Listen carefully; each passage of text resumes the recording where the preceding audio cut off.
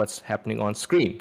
So yes, so it's interesting with us that are going to be on the panel, if we can say, is Ayotinshi. You may know her from her quizzes that she makes, and she, of course, is a moderator, and she'll be helping myself with the interview. And we have KP, who is a trainer for Vanek. So we will be asking her questions. I'd just like to remind everyone that you can ask questions via the YouTube channel, via Discord, and via Twitch, and you'll just find them on Marine Mammal Rescue. So you can ask questions through all those channels. On Discord, please keep your questions on the live stream channel if you'll be asking questions. We will be having people monitoring it so we can facilitate your questions. Most of the questions we're going to be speaking about are most behavior based questions.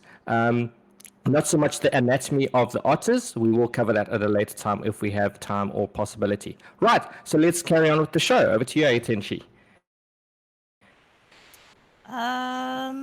Let's start it off. So everyone, as JJ has introduced, we have KP, who is a marine mammal trainer, also a very avid gamer and Twitch streamer, joining us this morning. Yeah, that's true. And we were up way too late doing that gaming last night. But to get us starting with everyone this morning, KP, you want to tell us about your job? What is husbandry training? Yeah, sure. So I'm a marine mammal trainer, and we train for a lot of different reasons. But definitely one of the most important reasons is going to be that husbandry training. And basically, husbandry is kind of just a fancy word for healthcare training. So anything that the animal can do that can help us take better care of them. And there can be a lot of things involved in this. They can be really, really simple, like just showing us different parts of their body. But they can also be even more complex, things like voluntary blood samples or voluntary vaccinations. Those are all things that our animals do. That obviously, because they help us with, it makes it a positive experience for them. It's all done through that positive reinforcement training, and it's way easier than having to anesthetize an animal, and it's way better for them as well. So that's kind of the basics of what animal husbandry training sort of entails. Okay. Very quickly, how soon does an otter start the training when it comes to husbandry and sort of things like that? Yeah, so especially if an animal comes in and they are a rescue animal, there are a few things that the Department of Fisheries and Oceans will allow us to train, and some of those do entail husbandry training.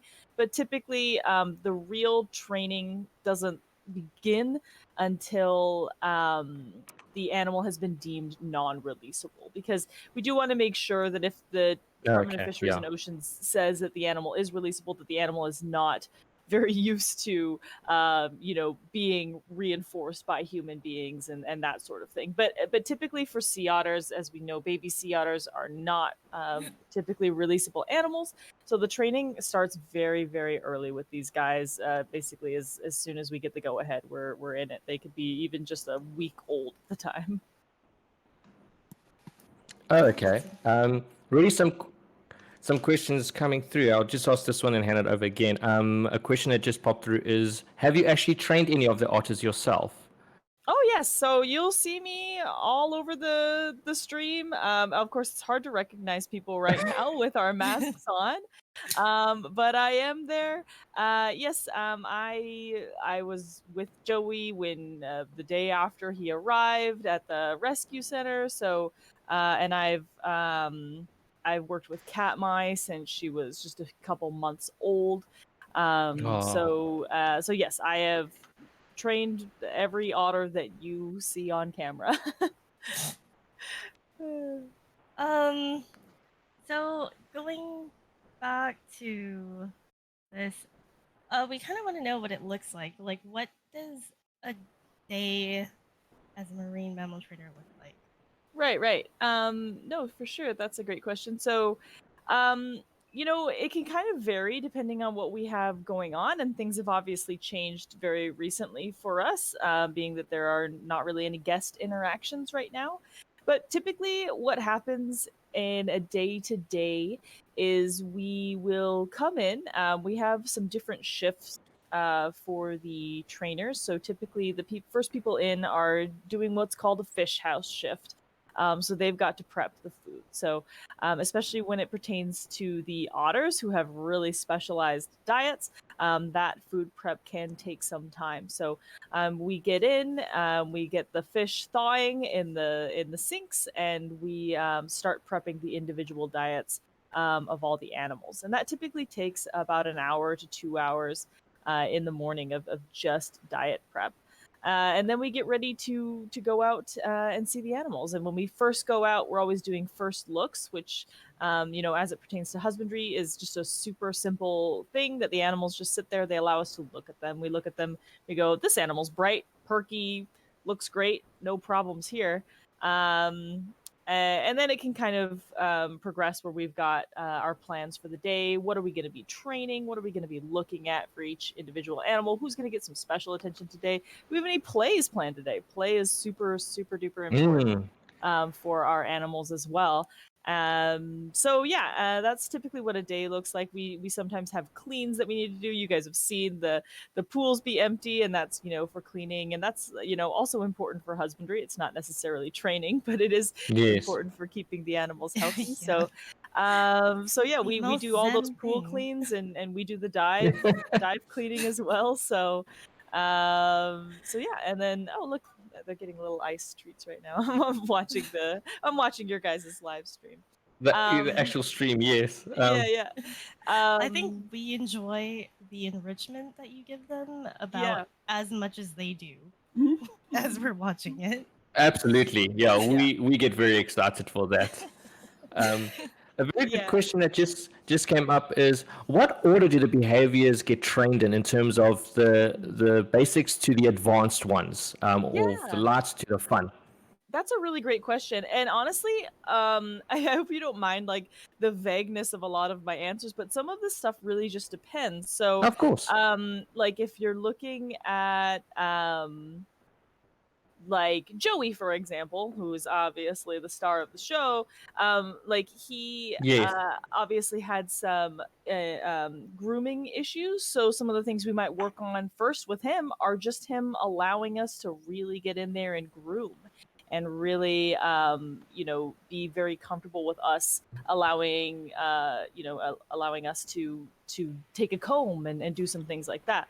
Whereas some animals you might go, okay, maybe this animal has dental problems, let's focus on mouth opens and other sort of like oral husbandry type of stuff. So you can really kind of focus that stuff. Typically, if there's absolutely nothing wrong with the animal, completely healthy animal, we're just going to start with super basics, which are going to be like target training. You've seen us probably ask for paw presents, maybe even ask for nose targets. Yes.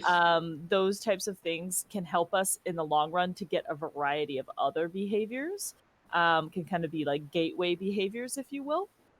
So those are typically the things that we start with, and then we're going to move to things like blood samples and vaccinations a little bit later, unless there's something else going on with the animal where we're like, we need to push this right now. But there's some flexibility there. There's not like a 100% what is right and what is wrong to train first with the guys. We had that's very interesting, actually.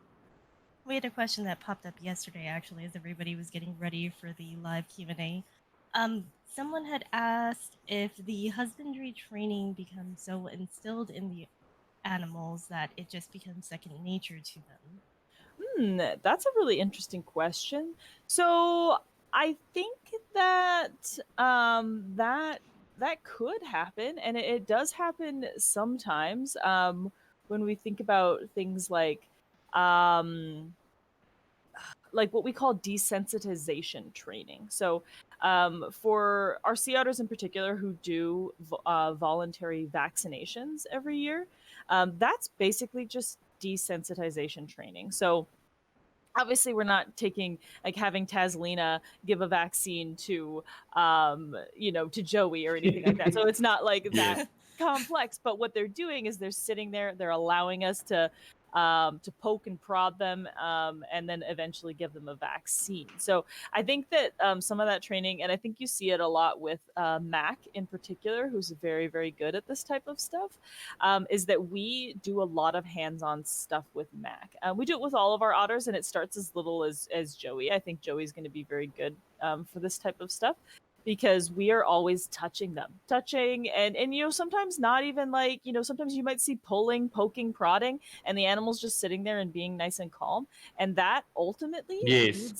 leads us to be able to do things like voluntary vaccinations. Because if they're going to let me poke around their bum and pull their hair and stuff, they're going to let me do an injection for that vaccine. Yes. So that absolutely can become like just sort of a part of what the animal is. Like I think Mac is the greatest example, is that he's almost just like a big little puppy dog because of how much we do that to him. Yes. We're always just loving on him, touching him, and he's just like, yeah, it's no big deal. They always do this to me, like not a problem. So yeah, I think that's a really interesting question, and absolutely, I think that can be true. One of the other questions that came through via chat is also, how long are the otters actually trained for? Are they trained throughout the course of their life? Or is there like a part where they're like, right, you've learned all the enrichments, training and that, but are they trained throughout their life, or is there a time that they now get to be themselves? Yeah, so they're always learning, and it's not so much that we are we're just molding them, and taking what their personalities already are and molding them into something that's going to make their lives a lot easier. So it's not so much that they're not getting to be themselves. And honestly, our animals really seem to enjoy the training. When you think about it, like their lives are definitely different with us than they are out in the ocean. But in my opinion, it's not better, it's not worse, but it is different. So we have to recognize that, and the training does that. The training takes the place of these guys would normally be having to problem solve in order to survive. Obviously, survival's very easy at the aquarium. So the substitution for that is them learning. They learn behaviors and get reinforced for those behaviors, and so that's keeping their brains active, especially with otters, who you guys have already seen with our spinning pool disaster last week or the week before. That they can be very destructive, but if we keep them busy, we keep their minds active, that helps put that destructive energy that is a sea otter into a little bit more of a sort of productive outlet that is going to make their lives better and make them happier in the long run. So yeah, that's we do train them absolutely throughout their lives. There's never a time when it stops, and it's not just because we want to keep training them. It's because it really is good for them, and there's like infinite possibilities for things that we can do. I've seen some stuff, sea otters in particular. I think it was at the Oregon Zoo. They had a sea otter who had arthritis, and so they trained him to you can look this up very easily on the Google or YouTube, where they trained him to take a basketball and dunk it in a hoop because it kept his joints moving. And that's what he would do. He would have whole sessions where he was playing basketball because it really just kept him moving. Yeah, I know, and it's so cute. Future NBA star. Yeah, exactly. He was really good at it too.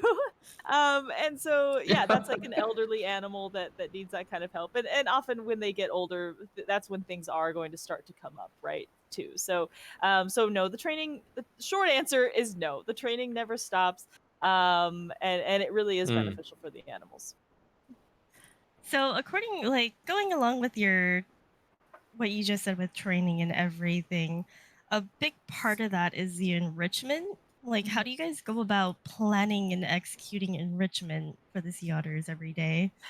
you know, you can really go about this two ways, and there are two schools, and there really isn't it's not like one is right and one is wrong. There are people who plan enrichment out meticulously, like, oh, we're gonna do this because we did this yesterday, and stuff like that. And then there's like me, who's a little bit more like, you know, chaotic neutral when it comes to enrichment. And there's a lot of I just like to, you know, I've got an idea, let's go do it. The important thing though about enrichment is that it's different, and the point is to change the behavior of the animals. So in the same way of so like we're watching Katmai play with her ice right now, and all the otters really enjoy ice. So that's a really easy enrichment that we could do. Like, you guys know, we could literally do this all day, every day, and the otters would be doing this exact same thing, just loving on the ice. So that's like really well executed, you know, enrichment. So yeah, like you can absolutely plan it out, and sometimes we do. Like, I think it was yesterday, Joey got those clam paste Christmas treats. And obviously, like for holidays and stuff, we are often planning out fun things. But for the animals, like Yes. I like Joey's Christmas clam paste treats. He probably doesn't think are any different than all of the other clam paste treats that we often give him. So for some of that stuff is enrichment for the trainers as well, right? We want to have a good time. Yeah, just the fun part, yes. Yeah, exactly. But you can absolutely plan things out, and sometimes we do. Sometimes when we have live food as well, that gets pretty planned out, because that doesn't happen very often, and we want, you know, whoever is around to be able to see it, because it's super fun when the otters get live food enrichment. So yeah, I mean, like I said, there's kind of two schools of thought there. There's like just being like absolutely crazy and just doing whatever, or there's like planning it out. But the importance is making sure the animals are getting something novel and something interesting. Yes. Yeah, and making sure that it does change up their day, and give them something creative to do, rather than destroy Finning Pool. Which I can see there's a lot of curiosity around that. Yeah. with They're relate- like, hey, with this has related- been reinforced. Yeah. We should test this. We should do this. Yeah, Let's yeah. make sure it works. Yeah, They're good for structural integrity testing, like Bucky's, the buckets there. They seem to Absolutely. test those rather I've often. had Sea Otters, Katmai. Once I stepped into a session, and she came up and handed my friend just the entire drain cover off of the bottom of the pool that she had obviously been working on all night long, and just handed it to him like, I got this for you. And we were like, okay, well, we have to Yes, drain this pool now. look what I Thank did. you. I'm good. Thank you, Katmai. Yeah. That seems Catman has a personality. Along Oh, with that yes. enrichment that we're talking about, and the same thing. There's a two-part question here, which one of them I actually find very interesting. First of all, is the food sometimes hidden within the enrichment toys, and do the artists have a favorite type of enrichment toy? Because I could see they were obsessed with that little white boomer ball over the Yeah. last couple of weeks. So yes, we absolutely do hide food, not only in toys. Sometimes we'll have the animals out of the exhibit, hide toys or hide food around the exhibit, like in toys, do things like that, and then let them Like in. an Easter hunt. Yeah, exactly. And then they have to forage for their food, and that's exactly the idea. And again, it's all with the intent of keeping these guys creatively active, rather than Katmai just systematically destroying the habitat. And then as far as favorite toys, they absolutely have favorite toys, and it's individual for each animal. Like Taslina loves those little rubber toys that have been the S hooks. yeah, and the little looks like a little like dude with legs or whatever. Like, she loves all of those. So you'll often see her just gather up all of those and have them all to herself. Yes. Mac loves buckets. You guys have probably seen that Kunik loves to sit in buckets. So I mean, they all have their own personalities, and they all have their own favorite toys, and we get to learn that. And we do maybe give them their favorite toys a little bit maybe too often because we get excited because they love to have them. But we try to Because they love to space hold it them, out. They yeah. don't always have their favorite things, and that is by design, because if they always had their favorite things, then they wouldn't really care about them anymore. So that's Yes. you know, that's something that we are always taking into consideration when we're doing enrichment sessions. Yeah. Yeah, Maddie actually asked a question. I'm not going to ask it because it's Attention's got some questions, but I did want to ask. We actually name a lot of those toys ourselves, by the way. So we Yeah, have oh, names for I've most of the toys in the I've pool. heard of their names. Oh yeah, Yeah. we Yes. have an entire Especially the leg ones. Wikipedia dedicated to this. Yeah. Yes. That's hilarious. So, so when you're speaking of the toys, the names are popping up in my head. I know which toy you're talking about. Yeah. Yeah, I don't know the names, so you guys will have to help me out. Just know the frog leg ones with the legs are all French. Frog But leg. carry on, Attention. So it came up a lot about, are there any animals that are more difficult to train, or are they all about the same as you're training them for husbandry training? Yeah, so that's a good question. Every animal is completely different, and there's not really like a you know, a lot of people like to ask like, oh, are the, you know, are the sea otters easier to train than the sea lions, or, you know, stuff like that. And there really isn't. He's chasing a bird. Oh my gosh, that's adorable. You guys have it made here, man. I'm gonna watch this more often. Yeah. Joey chasing a bird. That was cute. Yeah, that's Russell, by the way, the crow. But there are individual differences, and I wouldn't actually say it's like easier to train. So one thing about training is that it's never the animal's fault, right? If an animal isn't understanding something, it's because I'm not giving them Yeah. enough information to get to arrive at the correct response or whatever. It's the same thing as like when you had really great teachers going to school, or Yes. you also probably had Mhm. really bad teachers, you know? So we are always trying to be really good teachers. So yeah, so there are animals that like you may not understand, but I don't know that necessarily makes them like harder to train. And like some trainers will have an easier time with that exact same animal, right? It just kind of depends on the way that you approach it, and it is our job to make Yes. sure that the animal gets it, and that it is a positive experience for that animal. Because we want training to be fun, and it should be something that they want to do, because if they don't want to do it, there's absolutely nothing we can do Yes. about it. So yeah, I mean, there are Doesn't feel like a school exam. yeah, exactly. There are challenges like on certain animals, you know, and like even when you have like younger animals like Joey, sometimes there are challenges with keeping the focus. You know, it's the same as having kids, really. So we just adjust our Yes.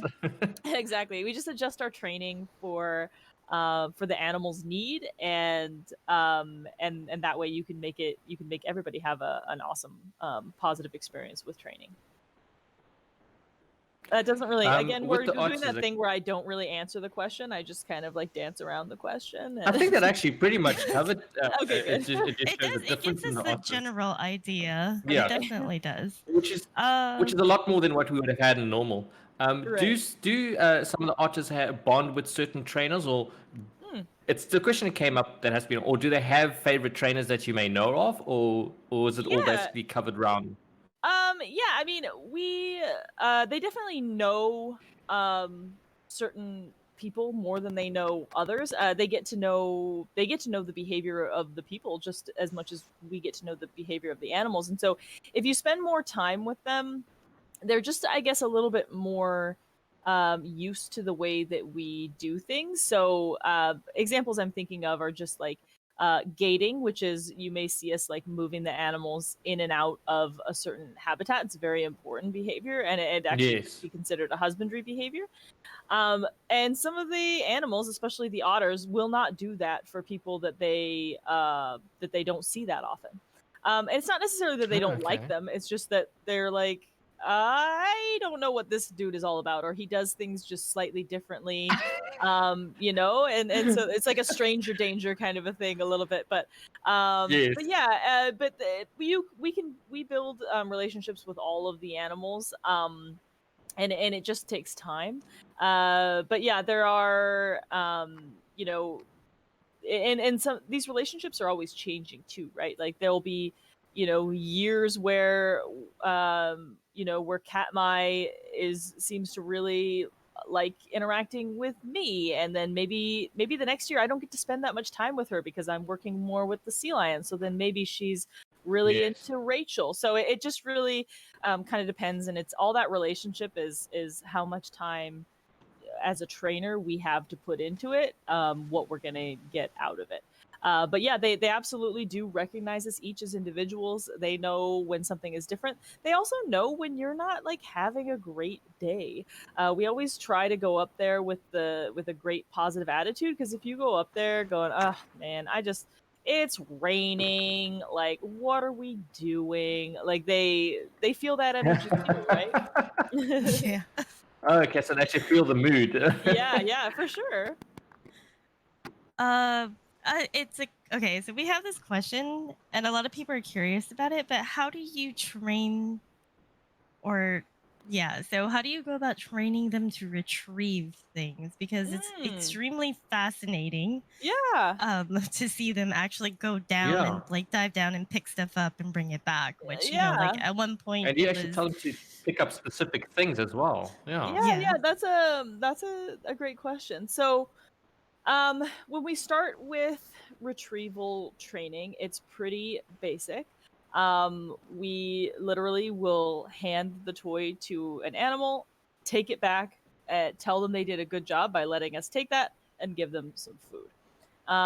And that's Mhm. literally how it starts. And then you just take little baby steps. You know, maybe the animal, maybe even just by himself, Joey goes and picks up a toy, and you are able to grab that from him. You say good, and you throw him some food, and then he's like, hey, why did I just get like a bunch of clams? Oh, I went and I For grabbed cleaning this my toy. pool. Maybe I'll grab it again. Maybe I'll touch it again. He touches it again. He gets more food. Oh my gosh, it's a toy. It's a toy. I'm gonna grab it again. And so they kind of start that way. As far as the underwater retrievals, some of that is just a leap of logic from the animals. We are just waiting for them to understand.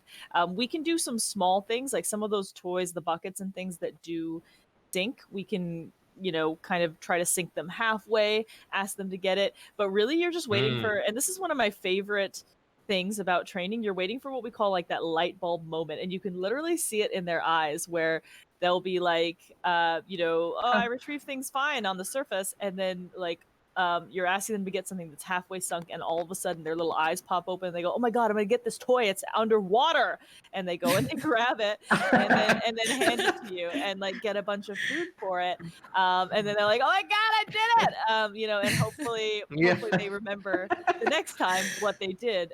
So yeah, we just take baby steps like that, and through that positive reinforcement, it just shapes that behavior. But retrieval training is super interesting and super fun for us, for sure.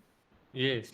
I actually have a follow-up question to that myself is we see a lot of times like Katma and Kuna cleaning up their own pool where they put the toys back on the haul out. Is that a natural behavior or was that actually a result as part of the husbandry training? Oh, that's a good question. So, part of it is natural. I mean, it is natural for these guys to hold things, to chew on things, that kind of a thing. So, part of that's probably natural. We do know that out in the ocean, they'll sometimes hold on to a particular rock for extended periods of time if they really like it.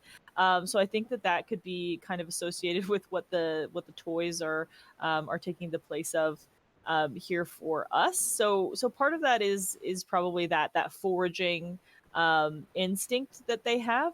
But I do think that we are, some of these things, toys uh, are intrinsically reinforcing for the animals, but some of the things we do actually have to train them to enjoy. It's called secondary reinforcers. It's kind of like what money is for humans, right? Like money is just a Oh, piece good of example. paper. Yes. Yeah, it's just a piece of Yeah. paper. It doesn't really have like value necessarily, but we have learned what the value of money is Yes. through our Oh, lifetime, that's a good through our example. interactions. So I do think toys, the otters just love, just from the beginning. I mean, we see that with Joey. Well, there were some toys like this little octopus that he Yes. hated for a period of time. Yeah, that was the Um, best. yeah. Yeah.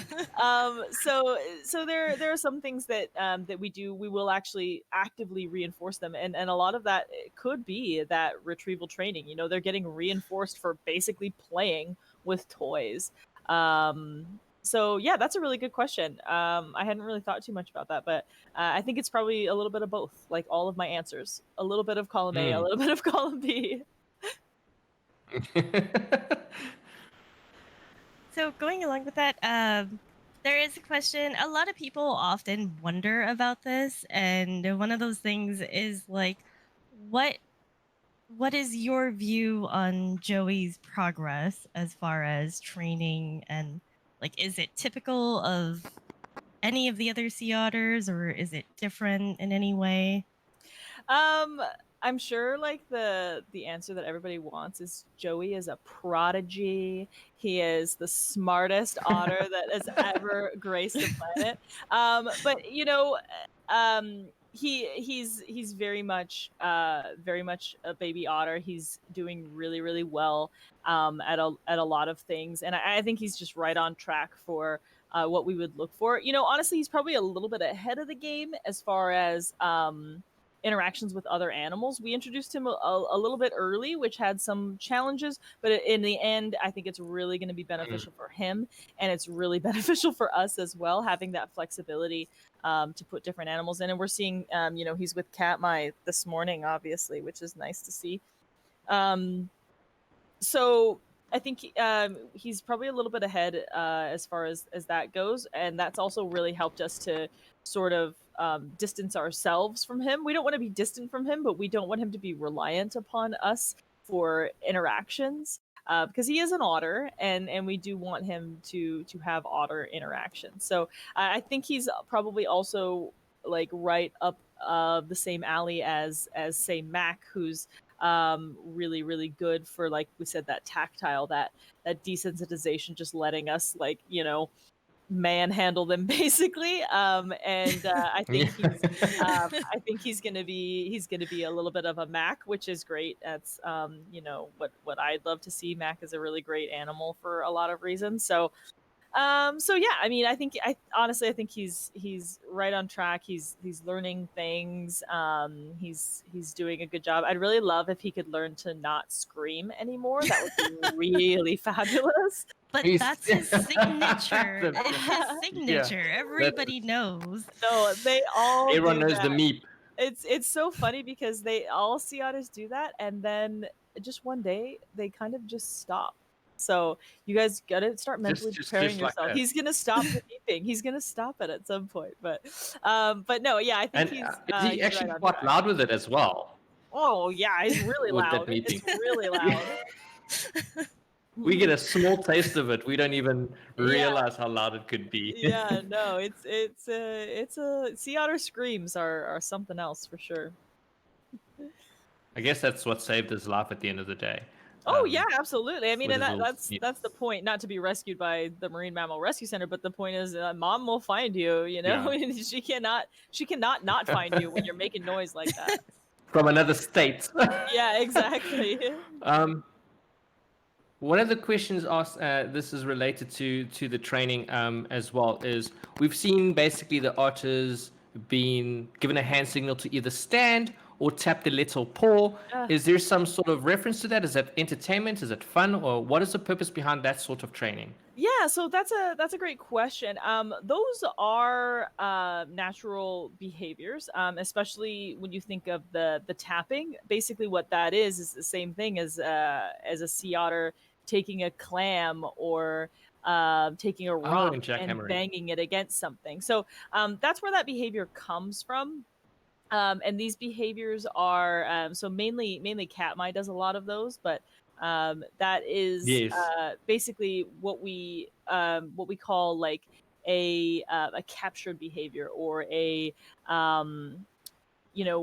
it's a behavior that we did not necessarily train her to slap her paw. That's something that she did naturally, and what we did is just reinforce it and then put it on a hand Oh, signal. okay. Yeah, so there's a lot of different ways that you can train, and we could get really technical here, but there is a purpose to that behavior, and the purpose is that it keeps Katmai active, and the act of learning what we were looking for there was really mentally Yes. stimulating for her, and keeping her guessing, doing different behaviors, doing different combinations of behaviors. That's really mentally stimulating, and especially for an animal like Katmai, you guys might notice Katmai has more behaviors than all the other animals. It's not because she's smarter, it's just because she's driven and she is, she's always looking for something to do.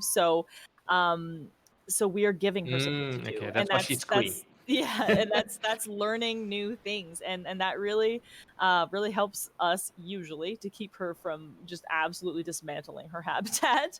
And there are animals like that, and she really seems to enjoy learning. So yeah, even though those silly behaviors, she also does a clap where she'll just clap to herself. She does one where she puts both of her paws Yes, on the top of her head. So those behaviors, they look silly and they are really cute. But the purpose they is are. to the purpose is to keep the animal mentally stimulated. The other purpose is when we do Mm. have guests, that those types of things that they get to see from animals like that, it inspires people, and you guys obviously know this firsthand. This whole Absolutely, yeah. channel inspires Yeah. people, right? And so some of those behaviors Yes. that might seem silly, they really are sometimes for guests too, and that's okay, because if one guest walks away and goes, you know what, I'm going to make a difference for sea otters, I'm going to donate money, or I'm going to start a petition for, whatever, oil spills and stuff like that. Like, those people are making a difference. So inspiring the next level of conservationists, like that's the purpose of having guests at the aquarium. Something that I'm missing a little bit right now. So this is exciting Oh, for me. okay. Getting to talk to you guys is like filling a void a little bit for me. So Oh, fantastic. We can do this more often. I don't We mind. should, yeah. but Yeah. we have a question that popped up about, do these sea otters actually take on behaviors from experiences that they learn from previous sea otters? Oh yeah, like, can they learn Oh, things from yes. other sea otters? Absolutely. Um, you know, uh Again, we keep coming back to Katmai, but I really hope she doesn't teach like the other otters, like How to Not to be dismantle the destructive. habitat exactly. But yeah, overnight?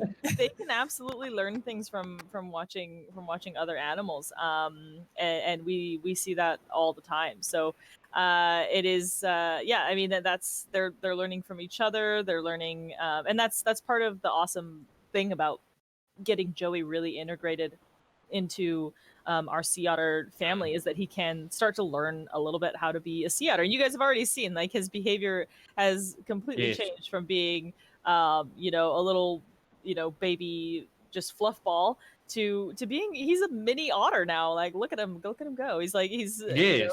doing the same things, rolling in the ice, and those aren't things that he necessarily was born liking to do. So he has learned those from the other otters. Yeah, absolutely. Um, in relation to that, one of the questions came up is there a process of when you're introducing Joey to the other artists? Is there a set thing, or is it open, like why you introduced Joey to Katmai last, for example, and why Yeah. Kunik No, first? That's a great question, and some of this is coming from us knowing the animals. As far as when it's time to introduce, like I said, Joey probably got a little bit of an earlier start than some of our other otters, but some of that just depends on what we think is best. And we do also go on, like, do we think that Joey, is ready? He's big enough. So we look at weights and stuff like that. We also look at his, his behavior. He's he's being very needy with us. Maybe it's time to get him in with other otters. He can be needy with the other otters, and yeah, as far as why, so Kunik being first, it was an absolute strategic decision based on her behavior as an animal. Even throwing Mac in there rather early before Katmai. So normally we do the females first, but we know Mac. We know how he is. He's an absolute sweetheart, and that doesn't mean we just throw them in and don't watch them. There's obviously a lot of monitoring that you guys saw that goes on with that kind of stuff, and we switch things up based on what we see. Katmai's going last of the female otters because she has a tendency to be extremely possessive of the younger animals. She is still doing this with Tazlina, and Tazlina's like the size of Katmai. So she tends to get so possessive of them that she won't even let them come out of the water. She can do some undesirable behaviors like that. So what we do with Katmai, so we waited till maybe he's a little bit bigger. Obviously this is a motherly instinct for her. So triggered probably by pups. So waiting till Joey's a little bit bigger, and we're also going to be keeping this interaction pretty short. So she's going to be getting some small playtimes with Joey and building up to spending overnights and stuff like that. And right now she's not acting like too obsessed with him. So that's really great to see, and that's what the trainers are going to be looking for when we look with Katmai. So. I was actually really glad that this happened on the same day we were doing this with you as well, so we could actually ask that question it's really as well. funny. It was really well timed. It was a crazy coincidence that it all actually happened. It was a coincidence, everyone. It was actually a coincidence. So that was amazing. We had no idea how this was going to go today.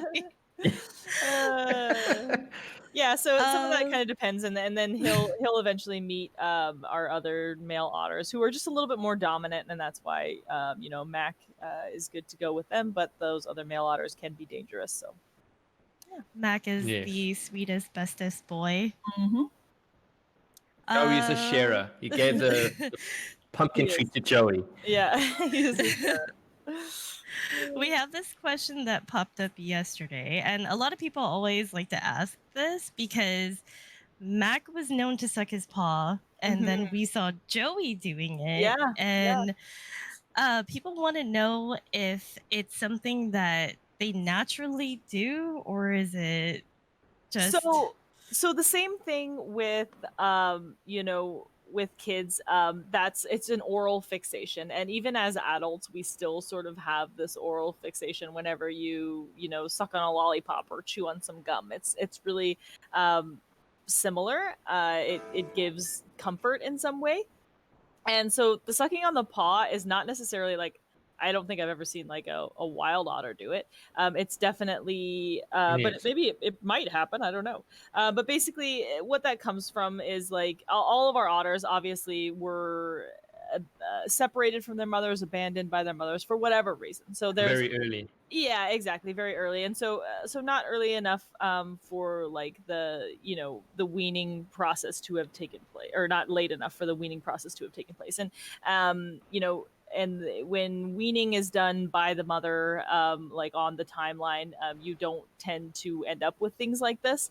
But they're not harmful to the animal. They're also super adorable. So so we don't absolutely. Yeah, we don't spend a lot of time, like, as long as they're not doing anything destructive. There can be like I haven't had this happen with an otter, but my hopefully my little brother isn't actually watching. But my little brother used to suck his thumbs to the point where they would bleed. So we actually had to put a stop to that and put socks. We duct taped socks to his little hands so that he would stop doing that. So you can sort of train it out of people. You can train it out of He's gonna out watch of this later and I just know. rage. I know.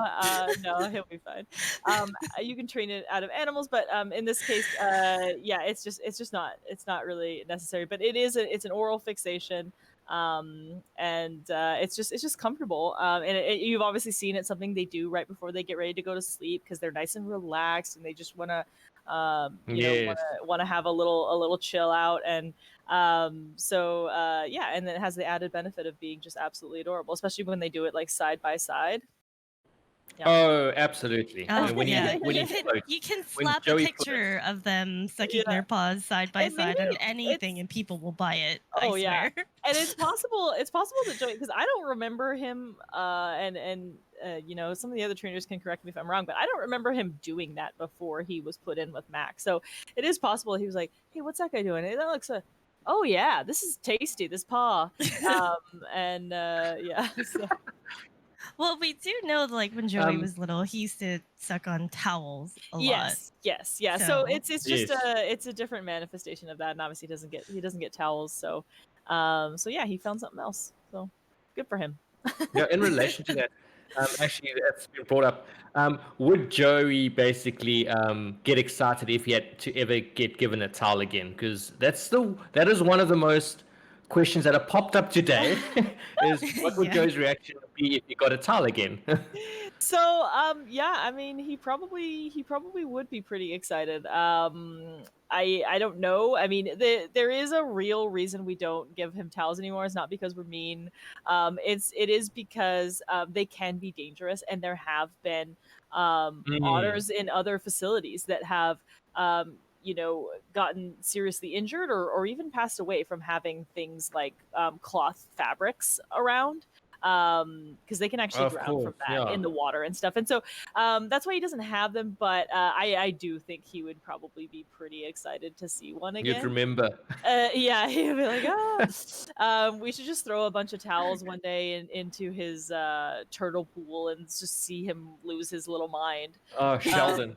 Yeah. I can guarantee you the views would shoot up immediately if Sheldon and towels were there at the same time. Yeah, wow. so I do think he would be interested in towels, but we try to do other things. You've seen like the kelp material that they get, and that's sort of taking the place of that. It's Yes. something that they can't hurt themselves with, and the toys are very much like, even though they're toys and they're fun, a lot of thought goes into whether or not they're appropriate for the animals. And it took us a while to even get approved, like the little frog legs and the little S stuff, because otters are Oh. so destructive that we just want to make sure. And we're always checking the toys.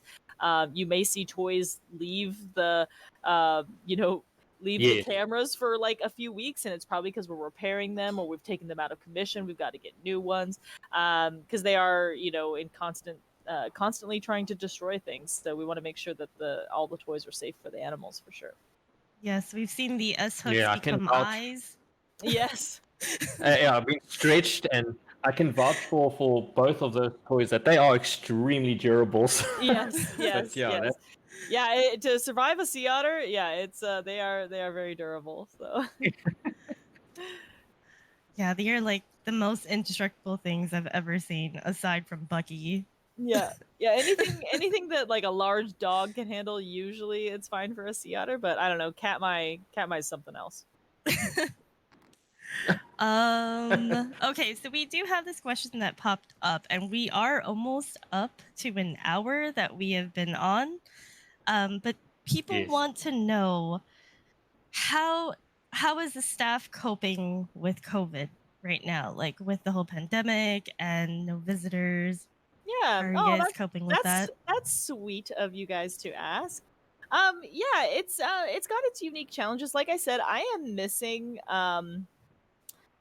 human interaction. It's one of my favorite parts of my job is sort of inspiring the next generation of conservationists and teaching people and giving people more reasons to love the ocean and all of its creatures, and that's that's usually a big part of our job, and it's now not really anymore. So so that's hard for me. There are some trainers who hate that part of the job, so they're probably doing really well with that right now. So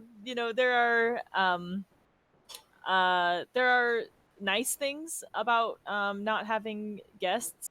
We do a lot of Yes. just running animals around. We can utilize all parts of the aquarium. Sometimes we're walking sea lions like through the indoor galleries, like just doing things that we would normally Everybody never gets a excursion. yeah, Yes. exactly, things that we would Yes, normally the never seals really get be the able to. aquarium excursion. Exactly, they're getting the full tour. And yeah, I mean, I think masks, we're all finally getting really used to masks. Although I will say, like, when it's this cold outside, it's a bit of a, like, things fog up, and I wear glasses. So that's those are some challenges that I'm kind of running into. Ah, you But made a good yeah, point there. yeah, I mean, I think we're doing okay. It's just, it's just that you come into work every day, and things are just different. And I think everybody's just ready to get some semblance of normality back. But I appreciate your concern. But we're all hanging in there, and we're just doing Mm. it for the animals, and we are having And we appreciate your time there as well. Yeah. yeah, no You guys problem. are giving us a show, basically. Um, there will be two questions that I would want to end off, and ATH can add some. But one of the most largest questions that have been asked, and it's somewhat turning into a meme, is Railto. Schrodinger's What is otter. Yeah, it's actually popped up quite a lot. Is there a reason he hasn't been brought into the pools, and is there a reason he hasn't been introduced yet to Joey? Yeah, there is. So Rialto is our most manly otter. He's our most boy otter. So male otters can be quite dangerous, and adult male otters don't actually tend to be social animals. So they will sort of mark out territories, and then they will interact with females for as long as it takes to breed with those females, and they'll guard those territories from other males. So they don't typically have interactions with, or positive interactions anyway, with younger sea otters. So our sea otters are all operating in a little bit of a different, obviously, environment. So our, like, Rialto is not akin necessarily to a male otter that's out in the ocean. He is a lot more laid back than that, but he is our most maley of all the sea otters. So he's our last choice for introduction. And it is because of that, and just because we want to be extra safe and make sure that Joey is safe.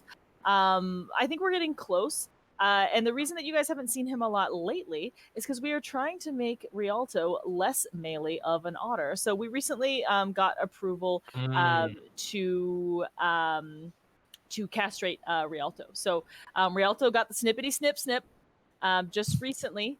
And this is actually, everybody's immediate reaction is, "Oh no!" But actually, this is a really good thing for Rialto. Yeah. It's part of the reason that Mac is such a happy-go-lucky, lovable knucklehead, is because he was castrated a long time ago. But Rialto is going to live longer because of this. Castrated males live Oh, longer with okay. the lack of hormones. It's the same reason that we do it for dogs, right? It is actually better for them, Yeah. and it's going to really, give him relax him a little bit, because adult male sea otters can be a little bit high strung. They're trying to guard these territories and worry about females, and he doesn't have to worry about any of that anymore. So he went through Yeah. a successful brief little surgery, just like a dog or a cat would, and he's recovering behind the scenes with Mac right now. So but I expect you guys will see Rialto. Schrodinger's otter is going to make an appearance. Yeah. Probably, honestly, like next week. You'll start to see him, maybe not with Joey, but you'll start to see him come out to the pools and be back with us again. He's just in the back where we can keep him nice and quiet and calm for a little while. before he comes back out, because he is probably still going to try to breed with the ladies, even though he doesn't have the equipment anymore. So we want him to stay nice and quiet for a little while. Yeah. I can see just based by the chat responses, that was the largest reaction we've had to the question so far. I The know. mystery of Rialto is solved. Yeah, and people get a little bit weird about castrating animals, but it's just a part of husbandry, and it really is going to make Rialto's life a lot better. I think they're just happy to know that Rialto is definitely. He is a real otter. He is around. Yes, he does exist. He does exist. I can assure you. Oh, yeah, we've had late night bot responses that he's a hipster living somewhere in a loft and everything. Yeah. He's back in his bachelor pad with Mac in the back right now. You'll see him soon. It'll be exciting. I can't wait. I can't wait to see what your guys' views do when Rialto pops back onto the scene. Okay, so just a couple quick things, all relating to the missing Rialto. People want to know about Hardy, if Hardy has also been so Hardy has not been neutered. Snippety Snipperson. No. So this is a highly technical sort of part of the conversation, but essentially Hardy is a Canadian otter. And so he, because of some logistics involved in the Marine Mammal Protection Act, and because sea otters were considered endangered and are in certain parts of the world, essentially there's the potential that animals like Hardy, who is a Canadian otter, could be moved to a different facility, and most likely that would be overseas, like in Europe somewhere. And they might. They don't have like we have sea otters, coming out of our ears at the Vancouver Aquarium, but they don't have those types of animals. So there's a strong possibility that if Hardy were to move to somewhere like Europe, that they would actually want to breed them. So Hardy is on birth control. We practice male birth control at the Vancouver Aquarium. Female power. Oh wow! Birth control. Yeah. So and Rialto is on it as well. Obviously, he's on a bit of a stronger one now, but he was. They're just implants. They're called the Deslorelin implant. You give them sometimes. Like I have ferrets that are on them as well, and it's just a form of hormonal birth control. So Hardy's on birth control, but it is a reversible birth control. So there is a possibility that he will go overseas and he will potentially be looked at as a breeding animal. So those are some of like the really in-depth things that get looked at when, and all of these decisions are over my pay grade. So I don't get to make any of these decisions, but those are some of the kind of behind the scenes reasons for why certain things get done in certain ways. With Rialto, he's not going to be going anywhere. If he does, it would be in the States, and you are not really allowed to breed sea otters in North America because there's just so many that need homes that this just not, it's not an ethical thing to do, because there are we need to provide homes for the ones that are rescued. So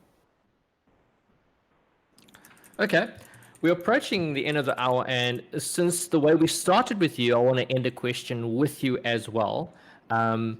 What does it take to become a marine mammal trainer? What did you go through, and what did you learn to actually get to your point? Yeah, that's a great question. So we usually have bachelor's degrees in some sort of science field, and that can be really flexible.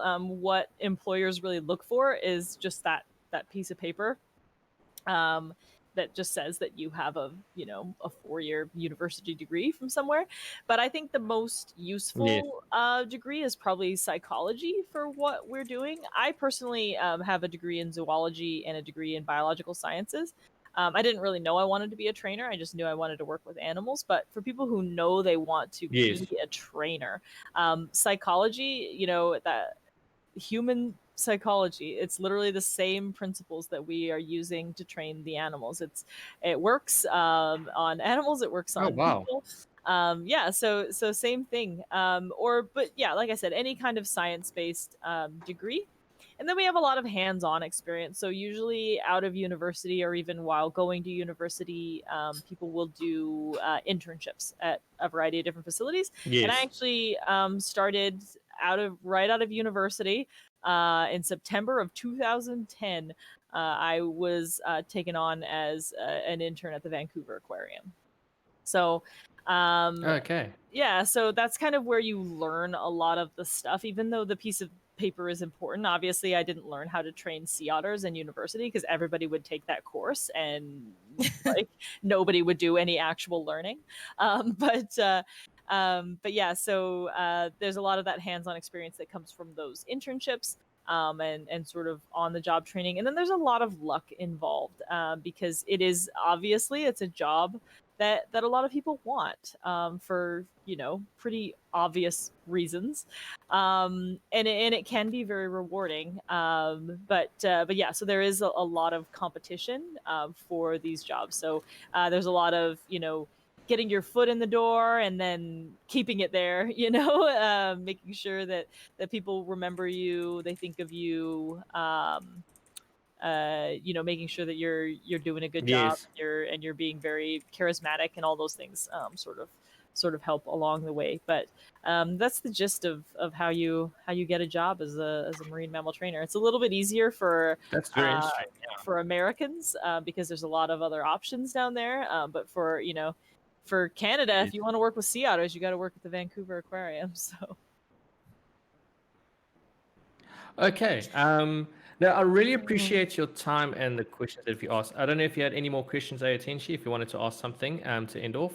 Um, Nah, well, we Otherwise, pretty much covered a lot of things because the answers yeah. were very like widely generalized to I told cover you I a could lot of stuff. ramble. I know you told me you'd ramble for as long as we could give you. But no, like KP, are you up for doing this again sometime in the future? Yeah, I absolutely. mean, this has been fun. It's been very, Yeah. very informative for everybody. Everybody's learning a lot. It's been an exciting day with the Katma introduction, so it's been great Yeah, we got a today. bonus there. We Yeah. absolutely did. No, I would absolutely do it again. Like I said, I'm really missing the human interaction. I miss the questions, guys. Like Yeah. I really, you're not putting me out by any means. Like it's Yes. something that I really like to do. So I would absolutely 10 out of 10 would do again.